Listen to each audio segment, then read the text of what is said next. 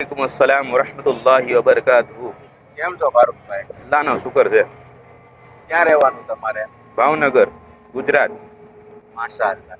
ક્યાં દુકાન છે તમારી? Amipara Medina bangles, માશાઅલ્લાહ. ભાવનગરમાં. કેવું રહ્યું તમારે રહેબર ઉમરા ટૂરનું?